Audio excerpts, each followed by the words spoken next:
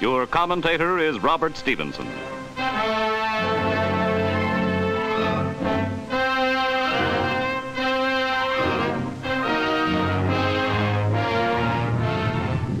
Vesuvius explodes. Italy's historic volcano bursts into the most fearsome and devastating eruption in 70 years. Over the fiery crater, a great pall of smoke and lava dust spirals into the sky, a giant specter of endless grief for the Italian people. Suffering under many years of brutal fascism, then German occupation, then Allied bombing, then the devastation of battle, now it is Vesuvius. At least once in every century of the Christian era, it has hurled disaster. The city of Pompeii was buried when the huge mountain first thundered into volcanic life in the year 79 AD. Thousands of Italians perished. Excavations have revealed their tragic story. This was a pleasure resort of wealthy Romans almost 1,900 years ago. Rising 4,000 feet above the fertile plain of Campania, Vesuvius lazily pours forth a harmless curtain of smoke. Naples, 10 miles from the slumbering peak, lies in comparative safety except for the deluge of volcanic ash that will blanket the city. Then, with a few warning rumbles, Vesuvius belches fire, flame, and molten rock in a fearsome spectacle. Tons of ash and cinders are borne skyward, while fiery lava streams down into the doomed valley.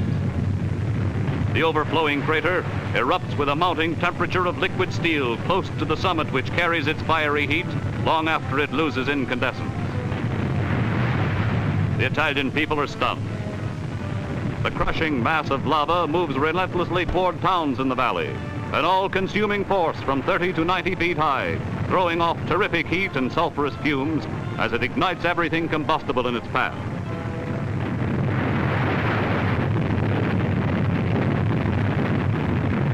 Venturesome youngsters linger too long in the danger zone and have to run for it.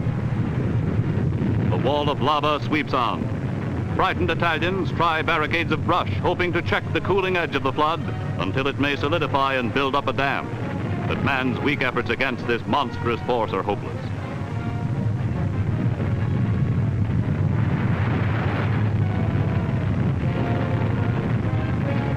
Mushrooming into the sky, the enormous gray-black pall of smoke fills the air with cinders for miles around.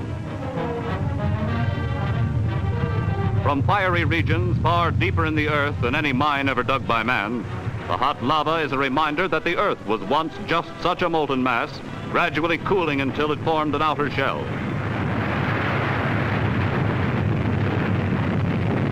This phenomenon is simply a weak spot in the shell. From the flaming depth, the liquid rock is forced to the surface by the pressure of the Earth's crust. As it boils from the crater of Vesuvius, lava may have a temperature of more than 2,000 degrees Fahrenheit. And in this major eruption, it carries the terrific heat far down the slopes of the mountain. It carries a crushing weight that dooms cities and towns.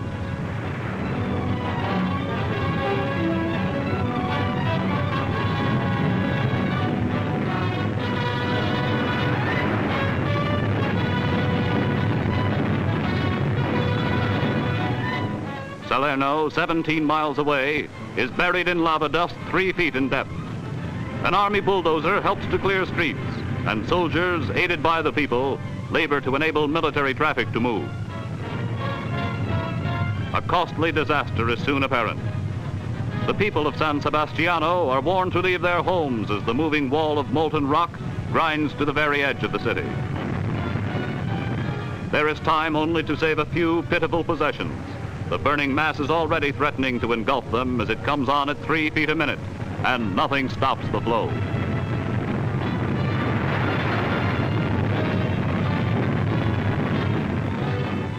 The revered image of San Sebastiano's patron saint is festooned with offerings. The faithful may leave worldly things behind, but not a blessed statue. So long as the eruption continues, the catastrophe grows, with ever the chance that new rivers of fire will flood from the crater. The moving mass is gathering its forces now to engulf a city. No puny structures built by man can slow the tempo of its crushing march.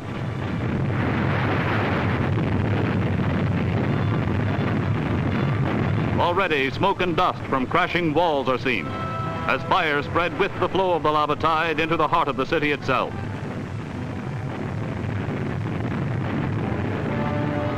Its people are appalled. These are their homes. Hoping against hope, others wait until it's imperative to move on. War has seared much of Italy, with half the land a battlefield. But a stricken people see before them forces of destruction more devastating than the worst that man has ever devised.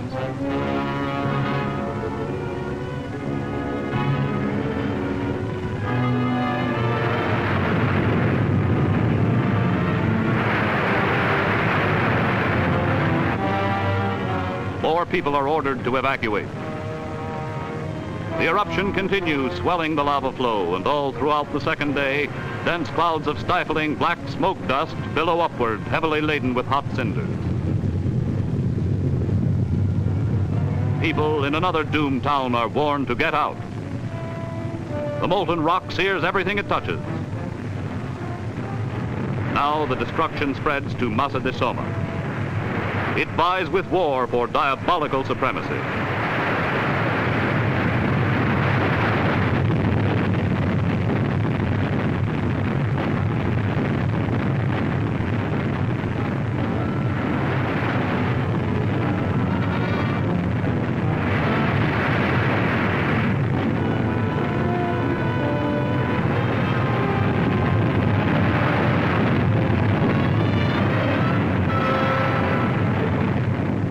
Orphans of war, hardened to bombing and shelling, are benumbed by this new terror. But so are their elders as they watch the drama of a perishing city. The unyielding tide of molten rock is accompanied by the continuous rumble of crashing walls.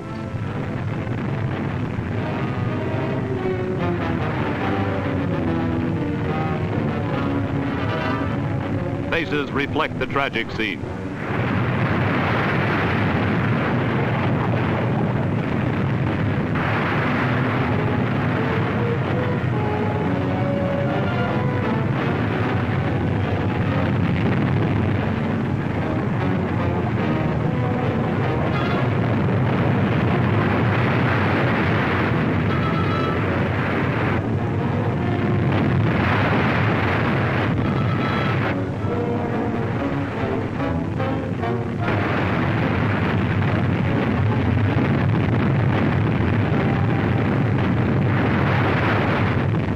Ruin spreads throughout a city built within 2 miles of the volcano's peak and ignoring its tragic history.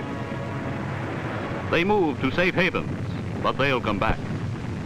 Each generation seems to forget this horror, though once in every century the cycle of the volcano's activity seems certain to reach a period of unpredictable danger.